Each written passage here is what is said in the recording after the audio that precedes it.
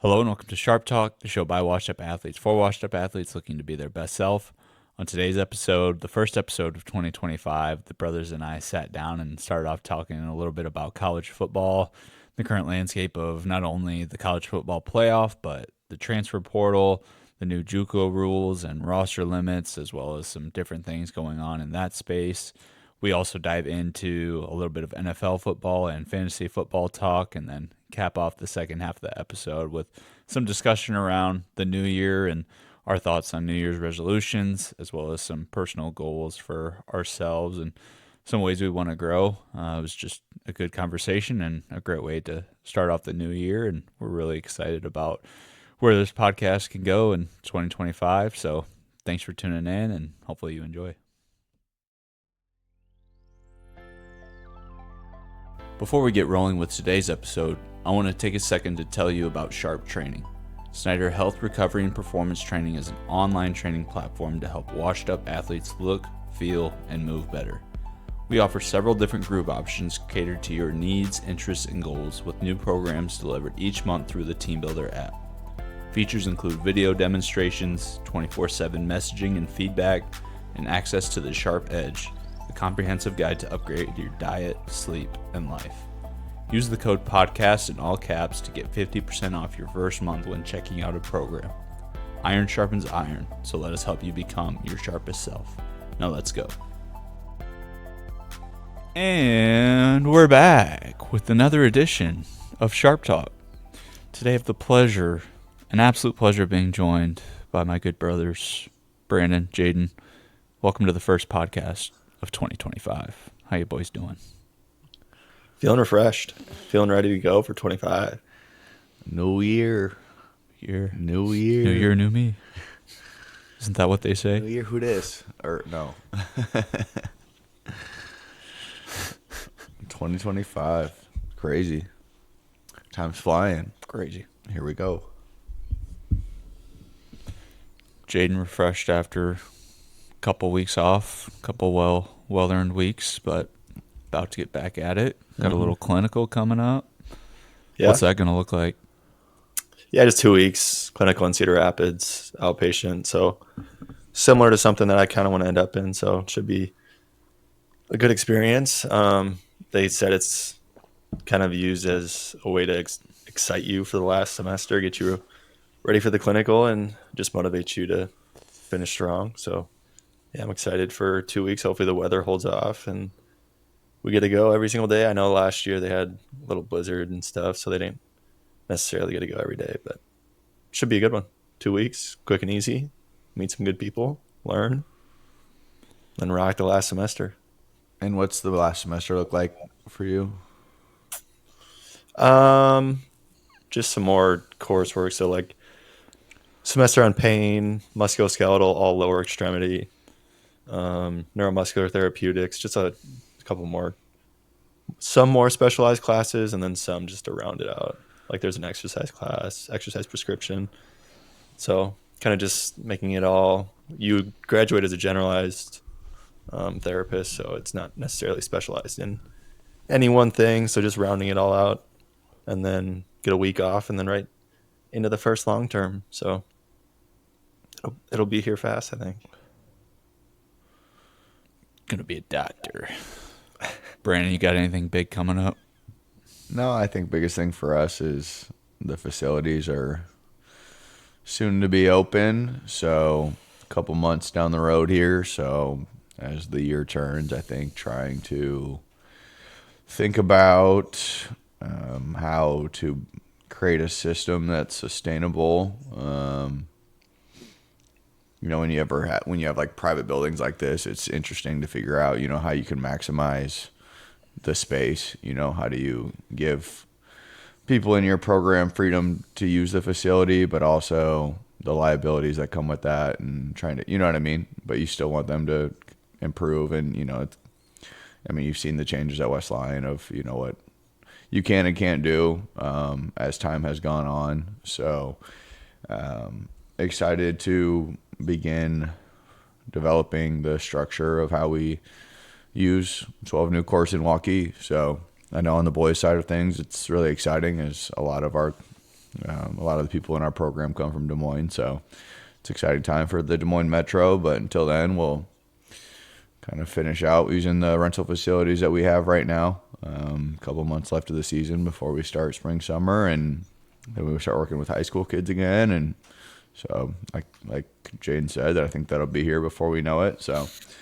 I'm excited to head back to Omaha this weekend and probably see a bunch of people I used to work with. So that's always fun, T&E's tournament. So I'm sure it'll be a lot of catching up with old players and parents that used to coach and get to know, and going to Nebraska Elite practice tonight, a little 7-on-7. So that's always an interesting space. So Arif's son, who kind of was the reason for the start of the program and something I did for a couple of years in Omaha, is a junior now. So, who knows what the long-term picture is for Nebraska Elite 7-on-7, but definitely one of the most fun things I've been a part of. So thoroughly enjoyed that space. I don't coach football anymore, so it'll be fun to get back into that world for at least a night, and maybe we'll train or something Saturday or Sunday if I got a second. But yeah, it'll be kind of fun. It'll be kind of weird thinking about football and how to coach it. Did you coach that? Is it Xavier Watts for Notre Dame? He was before me, but he certainly was around our program, and with Bell West and everything, it was right before my time. So what a dog, though. I did not think they were going to do it. I know. Watched first couple drives, and Georgia's defense looked crazy, and I was like, oh. I'd put a couple. Leonard had some wheels. I put a couple live bets on Georgia because I thought they would turn the ship around, and it did not flip. Thankfully, I got them at 13.5. I was like, there's no way. And so that covered, but took a couple L's. I didn't realize till last night that none of the top 4 seeds made it. I didn't realize till I looked at the matchups. Yeah. It's wild. I think it's probably safe to assume they'll fix that.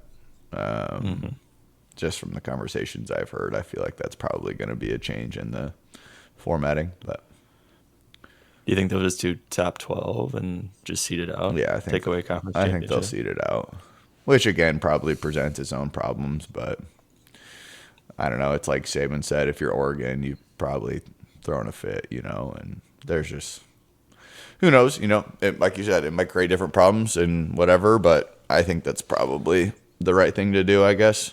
But it's like the NFL too, with the Vikings-Lions this weekend. It's certainly not fair for one of those teams to be a 5 seed and on the road. So, I don't know. But I think you'll probably just see better matchups across the board, right? Ohio State's not supposed to play in the first round. Yeah. Like you can watch either of their games and know that they're not 8 seed? Yeah. Is that what they were? Yeah. So I think there's obvious ways to go about it. And if you want better viewership and better games that first round, then I think seeding it's probably the way to go. Yeah. But yeah, it was interesting. Do you think there's something to having a week off being a disadvantage versus playing that first game? I think it's a fascinating conversation, especially from the coaching side of things. Just how you're in a rhythm and for so long, and then you take a step away, and I feel like things maybe move faster when you get back to it. I think all the things that you were just, and I don't know. I think so. I think it's a fascinating conversation. I thought Georgia would be able to handle it well. Obviously, they have their own things that they're working through with the quarterback, and they've struggled all year with drops. So I feel like that really hurt them, but I do think being away from things for a week probably is hard to, catch back up to the speed, and especially when starting fast is so important. I mean, like in the Ohio State-Oregon game, I don't know. You wouldn't think so. You would think that a week off would be beneficial, but it's an interesting case study, I think. What do you guys think? But it's 4 weeks off, isn't it? When was the last time for those they played? Yeah. Yeah, especially if you didn't play. a bye week. Oh, I guess they all were conference champions. But I'm Yeah. trying to think if you didn't play conference championship, that'd be another week. But yeah, true. I don't know. It's fascinating.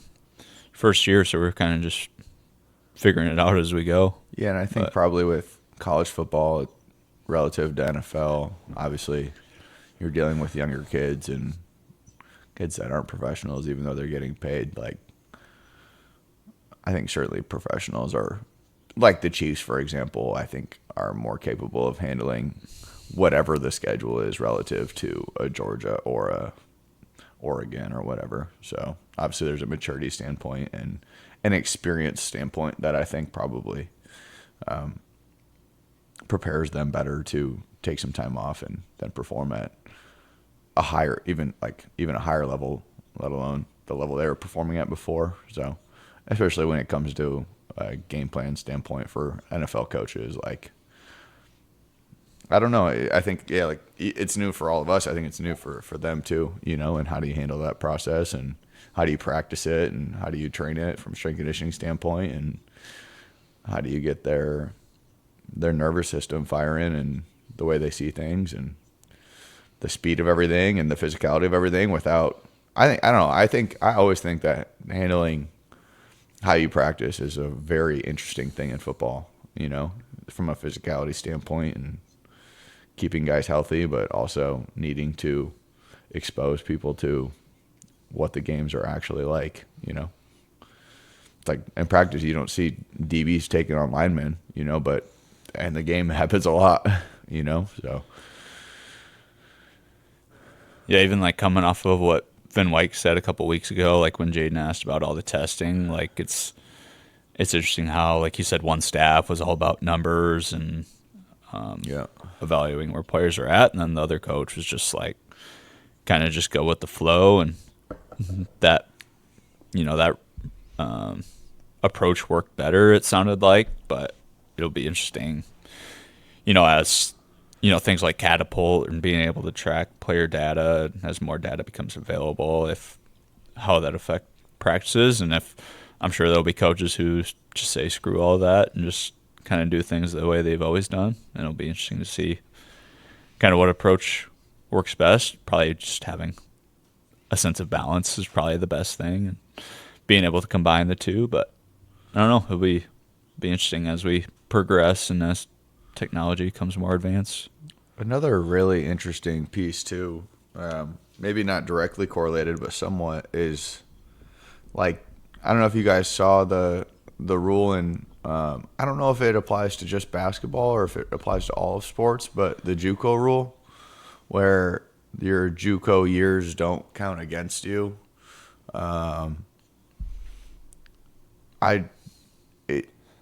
It's insane how much more difficult it is to be recruited right now as a high school athlete relative to when we were growing up, even a couple of years ago. And I don't know do you think kids have a grasp over that? Do you think high school kids understand how much the game has changed? I mean, do you guys ever think about that at all, or not really? I can't say I do a ton, but I mean, yeah, you look at the transfer portal, you look at the JUCO rule, like I can see from a college coach perspective why you would go to those routes before a high school kid. And I think maybe it's just understanding you have to like maybe start at a SDSU and work your way up is part of the reality now. Like find a JUCO, find an SDSU, find a lower level and transfer your way up. I feel like that's kind of the reality of things now. You don't really see players sticking all 4 or 5 years at a same school. I think that'll be a rarity as we get more and more into this NIL stuff. But I mean, it was interesting. I think it might have been the Ohio State defense. Like they still had a bunch of 5th years, a bunch of 4th years. So maybe I'm wrong, and maybe schools will stick with their guys and the guys will stick with their schools. But yeah, it's an interesting dynamic. I think it'll affect those, like the game has changed with those like mid-major level schools. I think the top 4-star, 5-stars will still find their way to those Power 4, Power 5 schools. And then, yeah, like you said, everyone else will have to go FCS or JUCO route, because I think all those group of 4, and even like extending to basketball, group of 4 mid-major schools, it's just going to be all transfer portal. Like I was at that level coaching, and it's just gone to not even bringing in freshmen anymore. It's just going to the portal and finding JUCO kids or finding transfers, whether that's kids coming up from a lower level or kids who are at a Power 4 school who didn't want to make it or didn't want to wait and transfer down so they can play, but then they come there for a year, and then if they play well, they're probably going to go back up to that level somewhere else, or maybe they don't stick around because they don't like their playing time and go somewhere else. So it'll just be more one and dones, unless sticking there throughout a whole 4 or 5 years, except for those cultured programs like Iowa, and I would have said SDSU, but now with their coaching staff change, who knows if that'll be the case anymore. So yeah, I don't know. Let's come back to the SDSU thing, but continuing on this point, like if you think about basketball specifically, like let's say that, because more than likely at the top of like where we live, and that's most of the people that are listening to this show, are probably somewhere in the Midwest or Iowa specifically. If you're in Iowa specifically, more than likely the best players in Iowa are borderline like high major basketball players or low major. You know what I mean? They're somewhere between a UNI or Creighton, Iowa State. You know what I mean? Like they're probably a Drake or Creighton, right? They're kind of right in between those two. Or maybe they're right between like a D2 low major, right? But they're kind of in, and that's at like the very cream of the crop, right? But I guess my point is like more than likely those guys aren't making the NBA. You know what I mean? Like you can think about the state of Iowa, and there's like a handful of guys that have made the NBA. And so, but the nice thing for them is that the money pool has moved down, right? So like you don't have to make the NBA to be paid as a professional basketball player anymore. And you also don't have to go overseas to make money playing professional basketball. Like you can make money playing basketball as a 19 through 24 year old, let's call it, in the States. But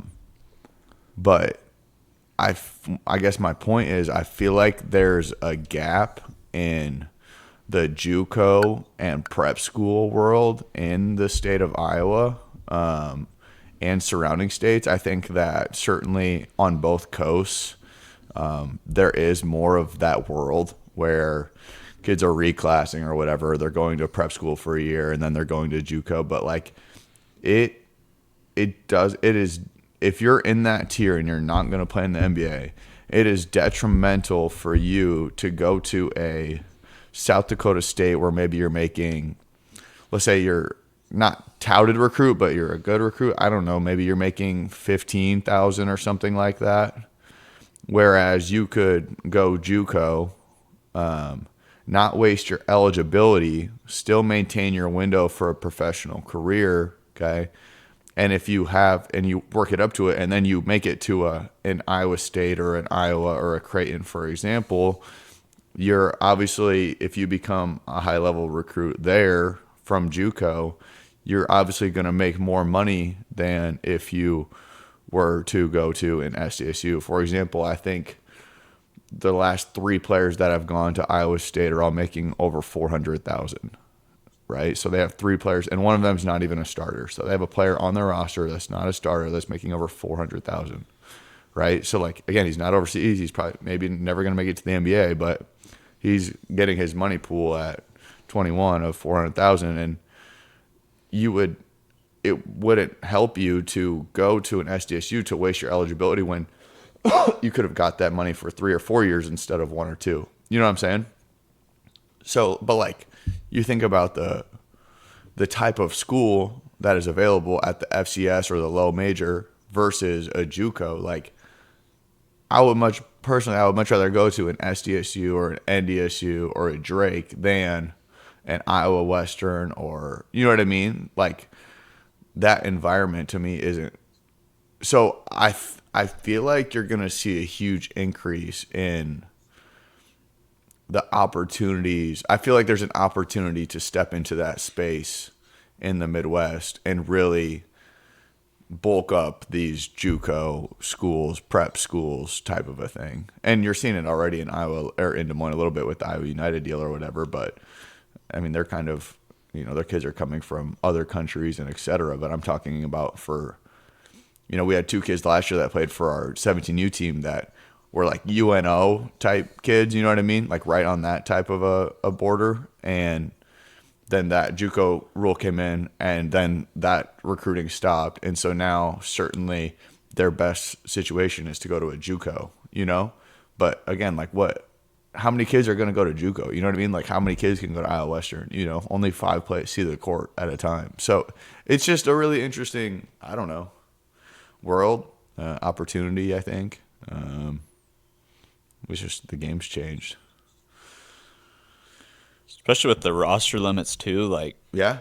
I mean, with the transfer portal, kids are going to be forced to maybe not even have an option, but to go to a JUCO school or I don't know, NAI or D2. But it'll be interesting to see how that roster limit affects everything, and especially with the walk-on thing. Like, what would you have done in your shoes? Let's say Iowa had a 105 roster limit. What would you have done if they said, like, we can't take you? Would you have? I would have been to North Dakota obviously, State. hindsight, but NDSU. Yeah. Which would have changed, everything in my life. You know what I mean? So it would have, but probably NDSU. So, yeah, but like what? They only signed a couple preferred walk-ons this year? Wasn't it like 3 or 4 or 7 or something like that? Whereas in past, like my walk-on class was like, my total class was like 34. You know what I mean? And probably 18 of those were scholarship. It was like half, which is wild. I mean, those were all good players, like really, really good players. Yeah. Those were recruited players, Those weren't, you showed up and worked out and you rooted your way onto the team. It was, recruited. You were recruited there. It's interesting because the roster went from 125 to 105. Was there even a limit? I don't know that there was a limit. I'm sure there was like the travel roster, but I'm pretty sure like Nebraska's always had like 150 people on the roster. Like even more so for them, they've always had a ton of walk-ons. I think there was a camp limit, maybe, right? I think there was a camp, but I think once the season started, I think you're right. I think that limit was kind of lifted. I know there was always an influx of kids that came after camp was done, and then could be used for scout teams and whatever stuff like that. So it's, I don't know. It's reshaping, it's semi-professional. I mean, it is professional, so it's all of that stuff. I don't know. I just thinking about, like, I told you I was going to a Nebraska Elite practice. Like, if I was asked to give a message, like what would I say? And it's like, well, however hard you were working before, maybe you better turn it up. There's going to be really, really, really good high school players that aren't really looked at anymore. Really, really, really good. In Omaha, in Des Moines, across the state. How much harder is it going to be for a small school kid, let alone someone that's playing at the highest level at 4A or Class A in Omaha. So, yeah, might just take some humility and accept going to a lower level, but just balling out and trusting that, I don't know, you can find your way to a higher level, which it's a little sad that there's not that commitment to, the school you play for, but it's the world we live in, and at the end of the day, you just got to do what's best for you. Yeah. It's curious your thoughts on SDSU, Brandon. I love it. I'm pumped. I love Dan. I think Dan's the man. Dan's awesome. I think Dan's he's got a unique energy about him. Coach Woods is similar to that. Like every day, like they're consistently positive, and it's genuine.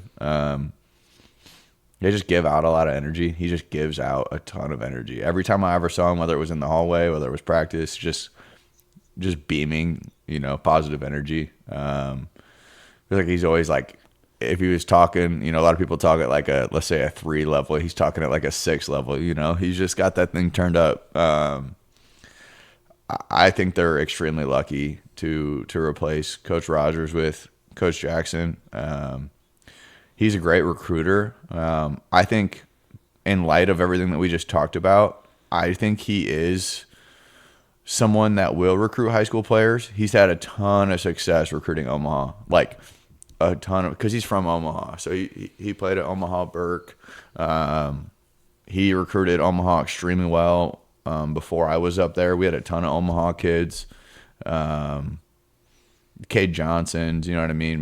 Manchagaya, Sellers, you get on the list. There was a lot of Omaha kids or SDSU kids from Omaha when I was on the roster, and kind of always has been. And I don't know how it has been in recent history, but he's a great recruiter of Omaha. So there's a lot of talent there. I think it's great for Des Moines as well, you know what I mean? And obviously kind of all those small town stuff. I think he definitely understands what makes SDSU successful and the backbone of SDSU. I think he's got a lot of relationships. I think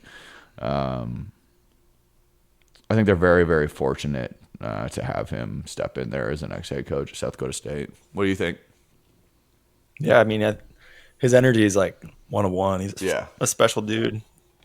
Like you said, he's always talking at a high octave. He's always turned up, beaming energy, and you can feel it. It spreads. It's contagious, and yeah, it was always awesome seeing him in the hall, seeing him at practice. It was good. I think that's probably the best SDSU could have done. Like I don't know if there's anyone else out there that has been in that program and can put it at a level that it was at, like Jimmy had it, like Stig had it.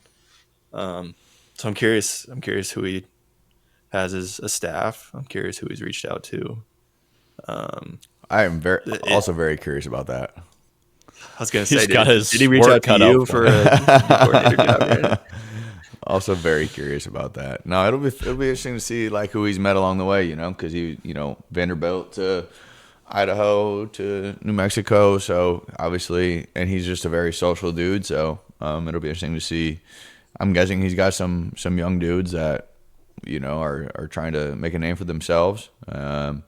He also understands kind of the coaching, how it works, the work your way up type of a thing. So there's a lot of potential to bring in it's a great place to coach, there's not a lot going on in Brookings, so it's a great place to just dive into football, you know what I mean?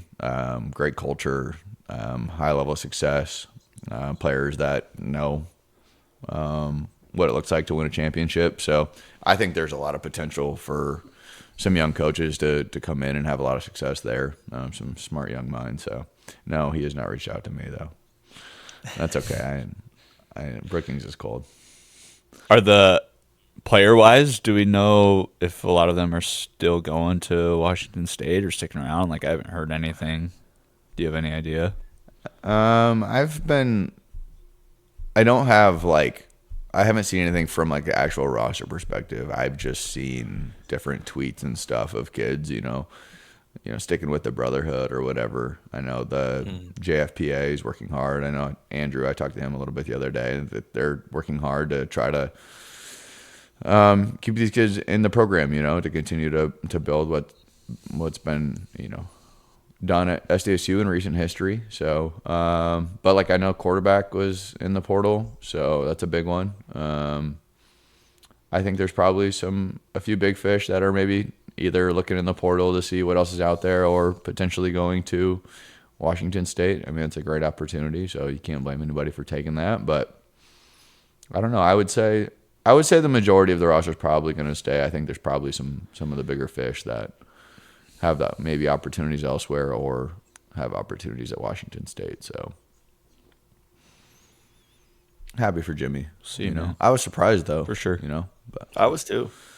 He's been there for a long time. He's been holding it down. So but hard to pass up opportunities when they come along. Yeah, that's a big jump in prestige and pay. Yeah. What are your thoughts on Coach Woods? Like, is he gonna just gonna stick it out with Mason there? You know, like, I have to believe that somebody's looking at him for head coaching vacancies. I don't know though. You know, like some of those jobs open, and obviously you have guys like Belichick that's names thrown in there, and then he takes a North Carolina job. You know, like West Virginia, they went Rich Rod. You know what I mean? So it's like those are the types of jobs that I could see LeVar like getting or doing well with, but obviously it's hard to get into that situation, you know, versus some of those guys. So I don't know where he needs to start, or do you think that he just sticks it out and he's staying on path for the next head coach at Iowa, or do you think that's Seth's job? Or I mean, I think he's a shoo-in for Iowa whenever Kirk is done. I just don't know when Kirk is done. I don't know if he thinks that, but I mean, you look at his resume. I thought, was it you and who are you tweeting with? Oh, Lima probably. Somebody was talking about it. What? Lima. Yeah. Former guest of You were talking SHRP about podcast. like his resume, like worked as position coach on both sides, special teams coordinator, like done it all. So I think he's qualified for the spot. I think he's well liked in the program, and I think it's only a matter of time. I would be just like Jimmy. I would be surprised, but I would understand if he left. So it's hard to know. How many do you think Kirk has left in him? I think he's still got some years left in him. You think so? Yep. I think more than likely he sticks around, but I think if there was a great opportunity, like it'd have to be the right school. But I mean, Mason could always transfer, like if he takes a head coach job. So Yeah, I mean, like Abdul be- obviously is going to take care of Mason until that time would come or whatever if he did take a job. Yeah. So that's not it. But I don't know, because Wallace could easily be the next head too. Like he's he's the an associate. right. So And I know there's always I don't been know. some competition with Coach Woods and Brian. So I'm not sure if the head man would pass the torch on. So Do you think he's got a huge say in who it is? Coach Ferrand? Yeah. Yes. But like, is it a committee? How do they? I don't know. How do you think that goes? I don't know, but you would think that the longest tenured coach in college football almost history would probably have a say in who the next guy is, who he's passing the torch to. with Beth there, I think it's a little less than if it was still whoever the whole AD was. I feel like Kirk had a little more pull at that time, but Yeah, I think he'll definitely still have some say in it. that's a good point. We'll see. Is it Barta? We'll see. Is it Gary Barta? Yeah. That's the name. I was trying to remember for my own sake. I don't know. Interesting stuff. Interesting times. If you guys had to pick, Back to the. oh, go ahead. Oh, I was gonna ask, since we're fantasy footballers, who stuck Uh, out that second round college football? Who do you got your eyes on for some rookies coming out or some future prospects? Are you willing to share? I know Jeremiah Smith stood out for me. I think that dude's gonna be a freak coming out. But is he only a freshman? he's only 19 years Yeah. old. He was made in a lab. Yeah, he's a Everyone- freak. That one-on-one with the safety was just unfair. Yeah. It was gross. The one where he freaking mossed the dude and had I felt like he had like little children on his legs. Yeah. That DB did this and he caught it. It was funny. But like guys like Scadaboo, like who knows if he's gonna pan out in the NFL, but fun to watch. Good Genty, running back class. Yeah. Caleb Johnson. like Buka. Yeah. Ohio State receivers guys- just seem to keep doing it. I don't have any draft picks, so Yeah, they got that true freshman too. So you guys got any 2027 picks available you're looking to deal, or that's all that I have. we'll I talk. went We'll to talk. win it this year, and Colin, how do you feel? How does it feel to maybe just clue in the listeners what you've had to endure and how you're feeling right now? Yeah, so we're in year 5 of our Dynasty League, the Dirty Dozen hometown league with some guys, and I've been competitive all 5 years. Year 2, so 2021 season, Brandon and I made it to the championship. I lost in a heartbreaker, I think a last-second pick by Baker Mayfield. So we got second that year, got second the next year, got second the next year. And so I've made it to the championship 4th straight year and faced off with my brother once again. But this time was finally due. The third monkey prevailed, and now I'm the only monkey standing on the arc. So finally got that championship. I'd like to shout out Baker Mayfield, T. Higgins.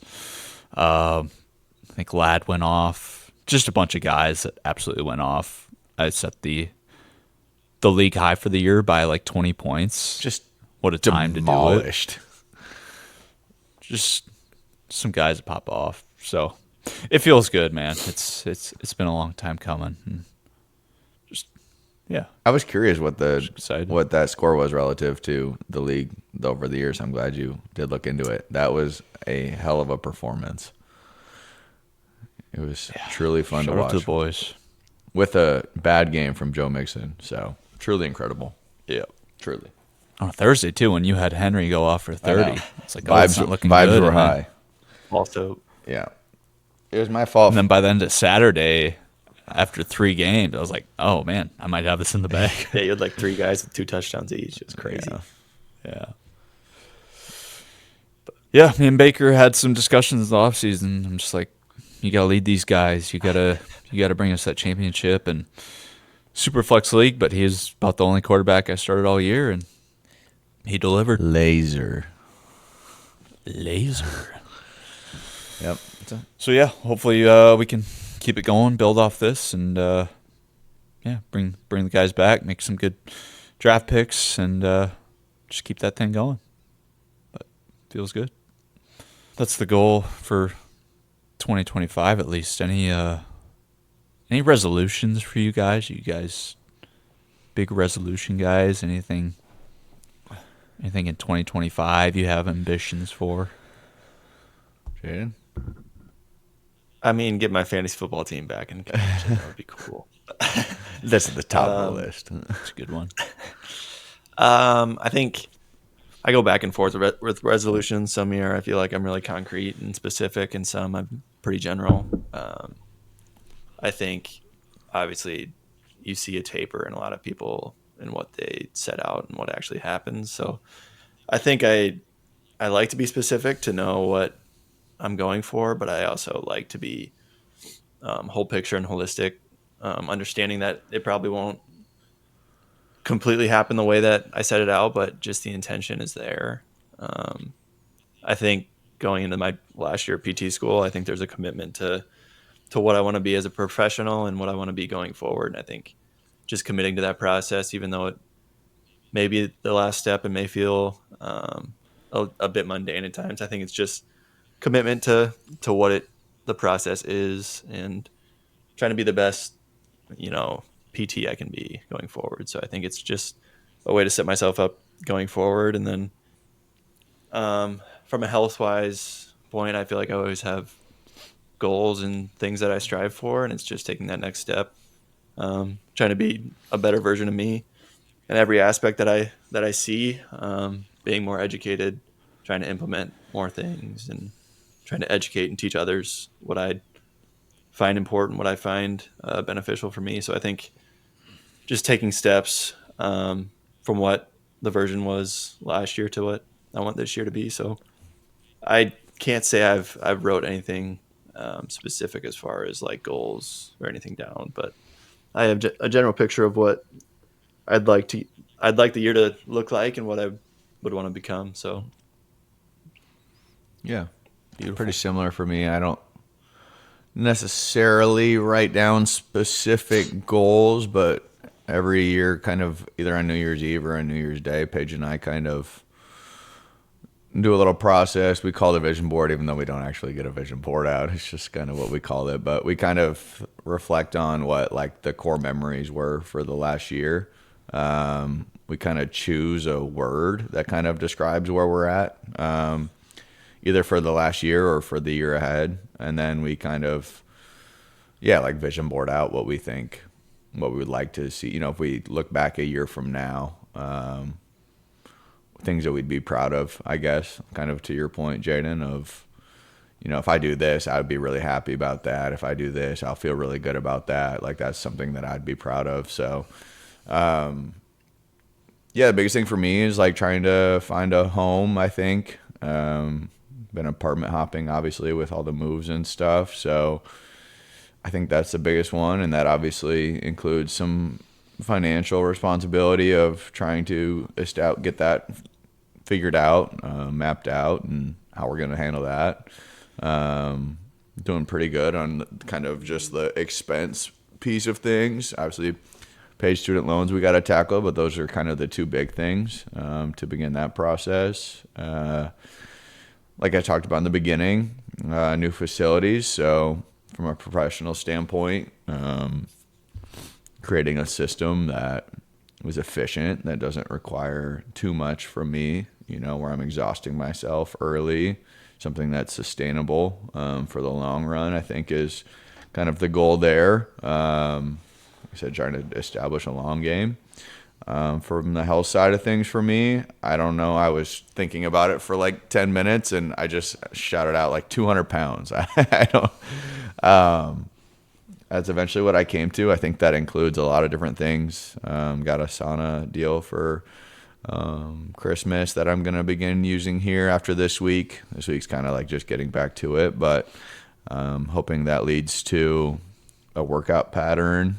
Paige is kind of asking me to lead that. So hopefully by just kind of starting the sauna studio is what I meant to say. The saunas, hopefully it kind of leads me to, like I said, working out and some sort of routine there in the mornings.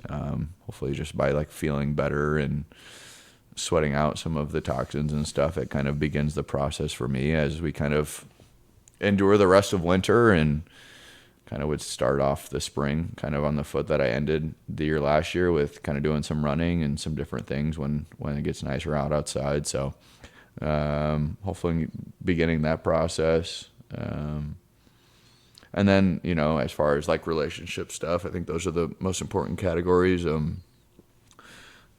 We didn't really have anything specifically to work on, but mostly just like doing a monthly check-in. So I'm going to try to make it important at like the first of each month, kind of like we did for the new year, just to check in and, you know, what are things that, you know, you're not going to hurt my feelings, Paige. Like, what are things that I can do better? You know what I mean? What are things that bother you that I do? What are things that you find yourself wishing that I would do? Kind of just opening the space where sometimes if you catch a stray on some of those things, it can almost be offensive a little bit, you know, where like you're trying, but you just didn't think of that, you know, and then it comes up when it's too late, but trying to almost get ahead of potential issues. So just trying to communicate well on that side of things of what can I do better? Like I said, what are things that I'm not doing well? Being intentional with that conversation. And yeah, so, and then, you know, for us here is Paige has done a great job with her faith over the last year, but like finding a home, a church home it's hard with my schedule, having so many weekends, to be consistent with that. And so, and it's hard to like, Been there. It's hard to call an online thing home. So I don't know the solution for that yet. So, open to advice, but, would like to have either, you know, a group of friends or, you know what I mean? Or a group that I can meet with consistently or begin a conversation with, or something that's kind of in person here over the next year. That I think that would be very helpful. So if you're in the Des Moines area and you know of something good, let me know, because it's just hard I just can't consistently be at church on Sunday mornings because I'm gone or have tournaments, and there's nothing I can do about that for now. So long run, I hope that maybe there's something we can do about that from the system of youth sports aspect. I think that's certainly an intentional goal of mine, but that's not something I can do until I'm in a position of real leadership, So I don't think youth sports are that important where we can't just play until like noon on Sunday or whatever. But people have limited time, so It's fair. What about you? Kind of similar to you guys. I usually don't write anything down. I have some like general thoughts, I guess, going into the year. I don't know, for whatever reason, Acts 4 and 5 has kept showing up in my life for whatever reason. Like our like men's or like our small group. Those are the last two chapters we've read. I don't know why we decided with Acts, but that's what we read. And then the Bible plan I'm on, the 31st and 1st were Acts 4 and 5. And then January 1 morning before working out, I was like, okay, is there anything, I don't know, I need to focus on the new year? Or, I don't know. And just for whatever reason, I heard a sermon in my church last year from Craig Rochelle. Do you guys know who that is? So I listened to him in person, and he gave an awesome sermon. And I don't know why that came to mind, but I was like, I kind of just want to listen to that instead of listen to podcast or music today. And the bulk of that sermon was focused on Acts 4 and 5. And so the bulk of that message, yeah. The bulk of those two, it's just basically what the disciples were doing after Jesus left, and like the Holy Spirit had entered them, and then they're going out and performing all these miracles and stuff. And like that sermon, it was just a message of being more bold. So they went and like there's a cripple who was crippled for 40 years, and then they went and just said in the name of the Holy Spirit, stand up, and then he stood up. And so they boldly did that. And then the Sadducees, or like the I don't know what the right word is, Sadducees or Pharisees, or like basically the church leaders at that time were just like, okay, you guys can't do this. We're going to throw you in prison. We're going to persecute you.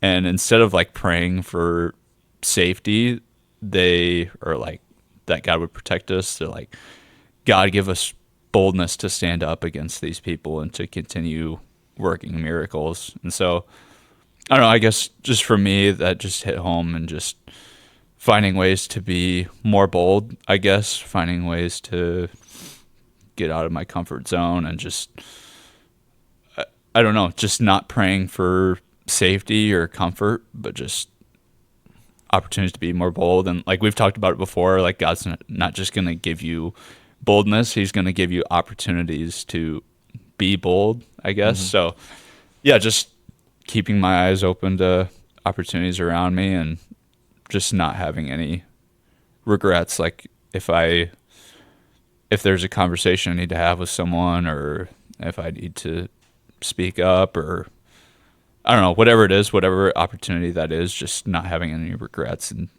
being bold and timid, because that's how I've been a lot of my life, is timid and quiet and held back. So just killing that part of myself, if that makes sense, or just improving in that area. And yeah, that was the core of the message. Like, you never know what one act of boldness or getting out of your comfort zone can do for you or for someone else. So just keeping eyes open for those opportunities. And I keep coming back to like what Jody said and what we've said, like if it helps one person, then it was worth it. So not being afraid to, like a core of the message was like boldness will bring spiritual opposition. So not being afraid to be like persecuted or laughed at or made fun of or not invited to things, whatever it is, like just embracing that. And even like if you don't have spiritual opposition in your life, that means, maybe you're not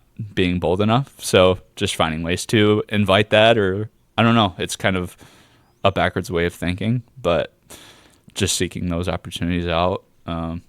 I don't know. That just kept coming back to me. So just looking for those A opportunities. random question.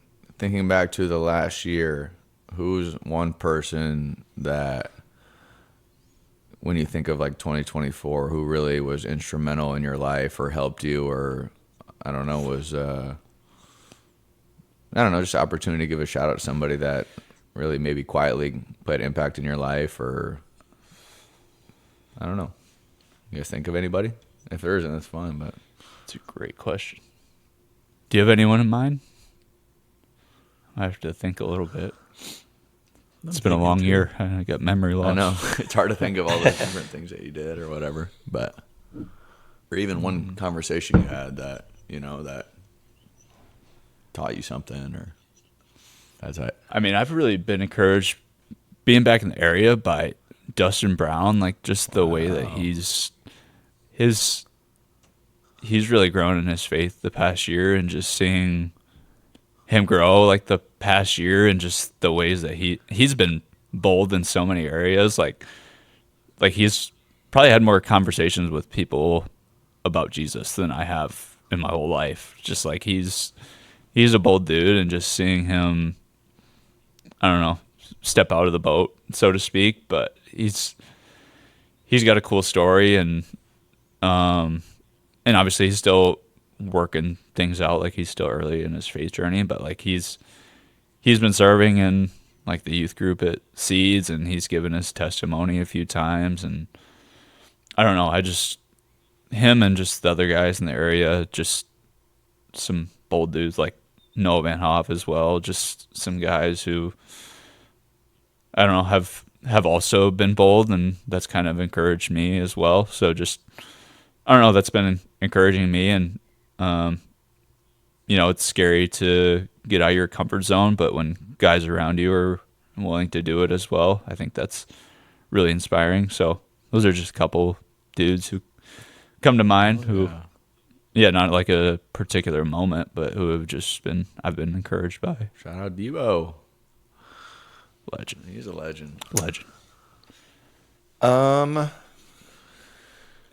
I think, not to sound like a kiss up, but I had a class with the head of our program, Dr. Fields, and just like seeing the way he goes about the profession and the passion he has for physical therapy and the program. I think it was really instrumental in just opening my eyes to what I want my professional life to look like, and what a commitment to the profession looks like. So I think from a PT perspective, it was just really cool to learn from one of the best in the country, and someone who's done so much for the profession. So that was really cool, I thought. I think both of you boys have taught me a lot throughout this last year. I think this pod has been really instrumental for learning and growth, and just building more of a connection and learning what you're going through, seeing the steps you're taking. I think it's been really cool to see.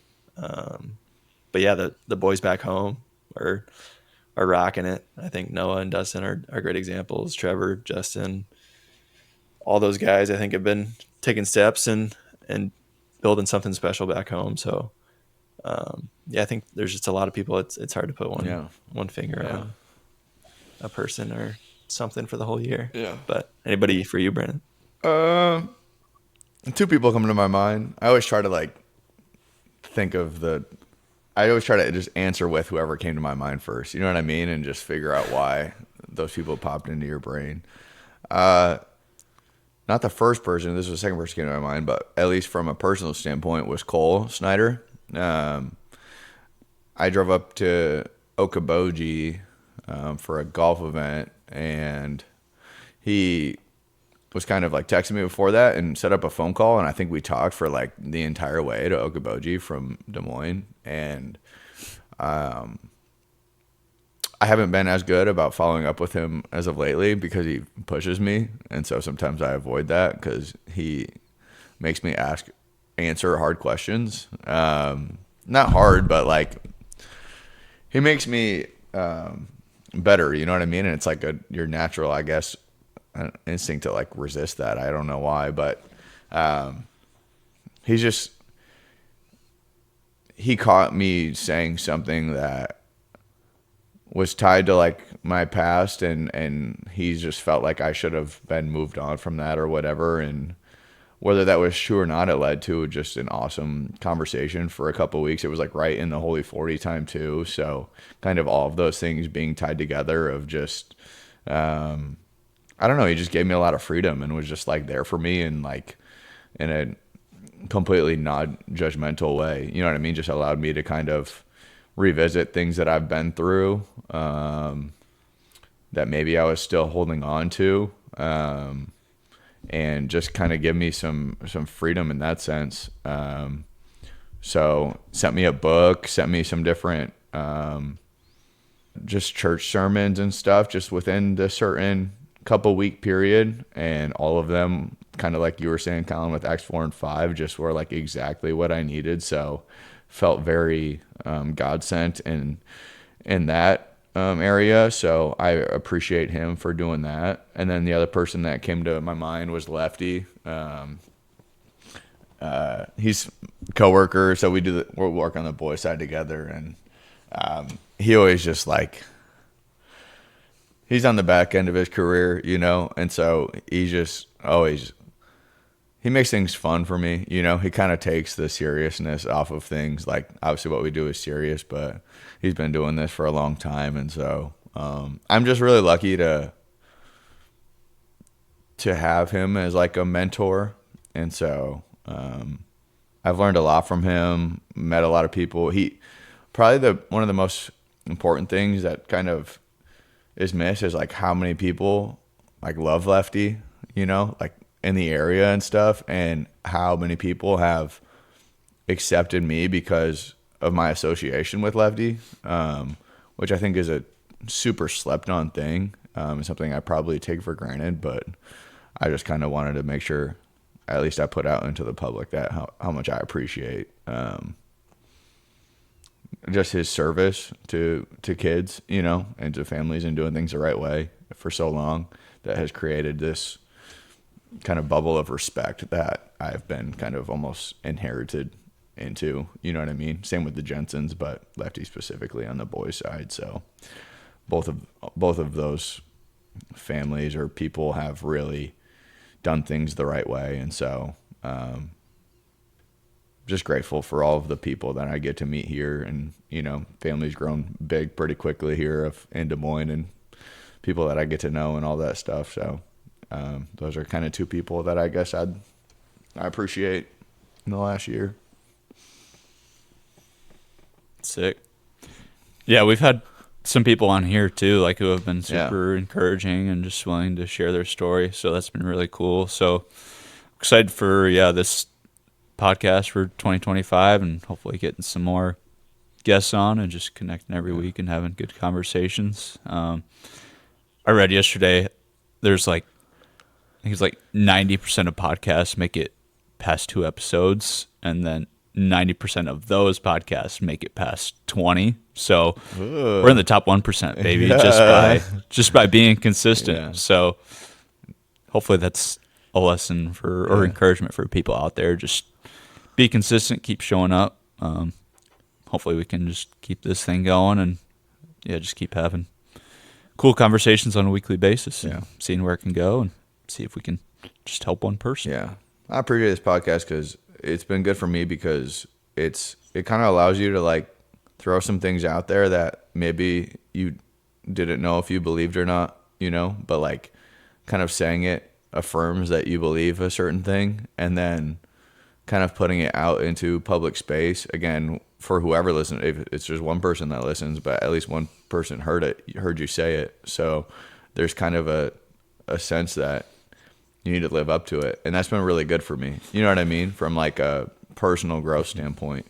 So no, I appreciate, Colin, all the work that you do for this podcast, and Jaden for building it into your busy schedule. And for anybody that listens, like I said, as much as, if anybody's gotten anything from this, that's freaking awesome. You know what I mean? But I know from my personal growth standpoint, I appreciate you guys and people listening, allowing me to just throw some stuff out there, and like it's a nice accountability piece to trying to grow and improve. So